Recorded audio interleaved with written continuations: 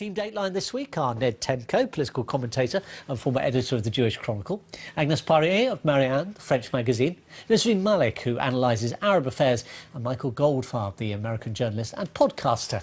Welcome to you all. Good to have you back again. Let's begin in the year since he was elected US President with Donald Trump and his supporters who've explained his sometimes contradictory positions by advising watch what he does, not what he says. Well, this week words and actions were as one. During the election campaign, Mr. Trump said he would recognise Jerusalem as Israel's capital, and on Wednesday he did just that. On Friday, Palestinian protesters responded with what they called a day of rage, an appropriate description that captures both their anger and their impotence.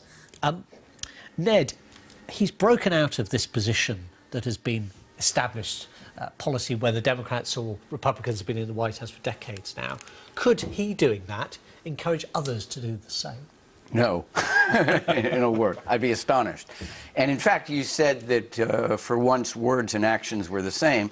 This was more Trump musical theater in a way, because after all, despite this extraordinarily august statement, he also signed the 6-month waiver, as did his predecessors, to avoid having to actually move the American embassy anytime soon to Jerusalem. Of course, his argument is because they'd have to establish a new building and all the rest of it. And the real problem is that, like so much in the Trump administration, this has nothing to do with foreign policy. It was a petulant, superficial decision, ticking off a box, driven by domestic political considerations, and it's almost an act of diplomatic arson. Now, you can argue, how great will the damage be?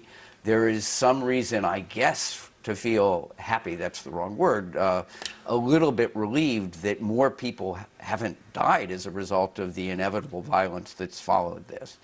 It's also true that, I suppose, if you're looking for silver linings, there wasn't much of a peace process to destroy anymore. But here's what matters. In order for short-term political gain, and particularly with, for instance, evangelical voters in the southern United States who will vote next week on whether to elect a credibly accused pedophile to the United States Senate. That's the world we live in now. So it was kind of a sop to his base. But he's put America's fingers on the political scales inside the Middle East in a way that, quite rightly, people of both parties were leery of doing. And what he's done is he has weakened the shrinking number of credible Arab leaders who still wanted and believe in a two-state negotiated solution. People like King Abdullah of Jordan, Abu Mazen among the Palestinians, and he has emboldened people like Hamas, Iran, arguably ISIS, Al-Qaeda spin-offs. And so whatever gradually reducing prospects there were for a negotiated two-state solution seem much worse as a result. Mike, anyway. No, I was just going to say the one, again, if you look for kind of threads of reassurance, one of the great things, and Michael's absolutely right, we've got to get used to a new kind of approach to decision-making, but even in Trump's statement, there was this kind of postmodern moment after he'd said, I've given everything to the Israelis, in which he says, I'm not going to prejudge even the kind of boundaries and sovereignty in Jerusalem. So in the end, who knows? Perhaps to pick up on what you said, Nisreen, that even though there is this potential communality between the Gulf states, moderate Sunni regimes, and Israel because of Iran and because of Hezbollah and the kind of shifting sands in the region, for political cover, and for that to be made overt, this complicates that relationship. It doesn't ease it. In other words, the common interests are true. You're absolutely right.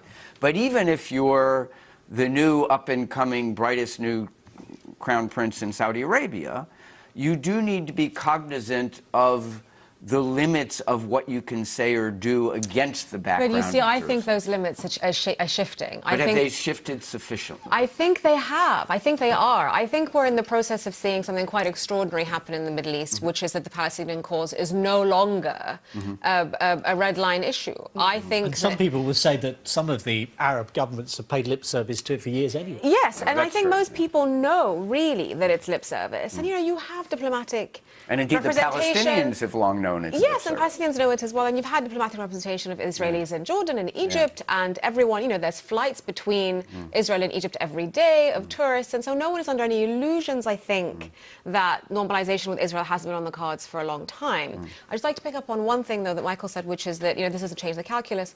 I think that I disagree with that. I think Trump is beginning to do some real damage here.